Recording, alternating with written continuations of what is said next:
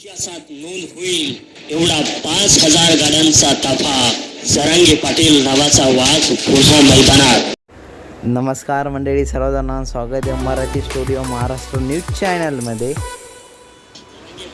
छत्रपती संभाजीनगरवरून दवाखान्यातून अंतरवली सराटीकडे निघाले.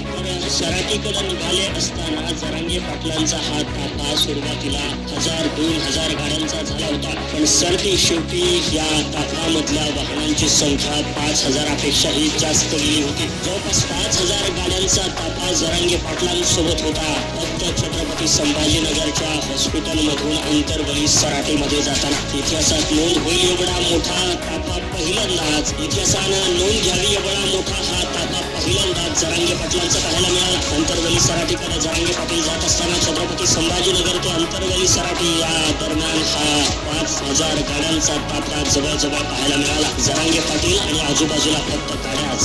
गेल्या कितीतरी दिवसापासून जरांगे पाटील मराठा आरक्षणावरती ठाम आहेत, मात्र सरकार याच्याविषयी सकारात्मक भूमिका घ्यायला तयार नाही. शेवटी 1 महिन्याचा कालावधी दिल्याच्या नंतर पुन्हा एकदा मराठा ओबीसी अशा पद्धतीचा हा संघर्ष पेटला आहे आणि याच संघर्षामध्ये मराठा बांधव पुन्हा एकत्र झाल्याचं पाहायला मिळत आहे. जरांगे पाटील दवाखान्यातून घरी अंतरवली सराटी या ठिकाणी येत असताना जवळपास 5,000 मराठा बांधव एकवटला आणि 5,000 गाड्यांचा ताफा तयार झाला आहे. इतिहासामध्ये नोंद घ्यावी असा हा 5,000 गाड्यांचा ताफा पहिल्यांदाच अभूतपूर्व पाहायला मिळाला. त्याची ही लाईव्ह फुटेज आम्ही तुम्हाला दाखवत आहोत. काल जरांगे पाटील अंतरवली सराटीकडे येत असताना छत्रपती संभाजीनगरच्या गॅलेक्सी हॉस्पिटलमधून अंतरवली सराटीकडे येत असताना जवळपास 5,000पेक्षाही जास्त गाड्यांचा ताफा तयार झाला होता आणि ही सगळी गर्दी अलोट अशी वाहनं ही रस्त्यावरती पाहायला मिळत होती. जरांगे पाटलांचा हा 5,000 गाड्यांचा ताफा अभूतपूर्व आणि इतिहासात नोंद घ्यावी असा हा ताफा होता. आजपर्यंत ना कोणत्या नेत्याच्या किंवा कोणत्याही एखाद्या माणसाच्या पाठीमागे एवढा ताफा उभा राहिला. फक्त जरांगे पाटील नावाच्या वाघानं या 5,000 गाड्यांचा ताफा तयार करून दाखवला. हे लोकांचं प्रेम आहे, लोकांनी दाखवलेला विश्वास आहे, लोकांनी ठेवलेलं खऱ्या अर्थानं हे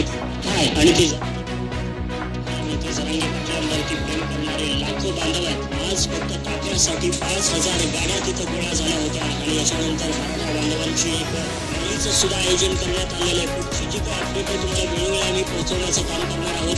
तोपर्यंत तुम्ही चॅनलला सबस्क्राईब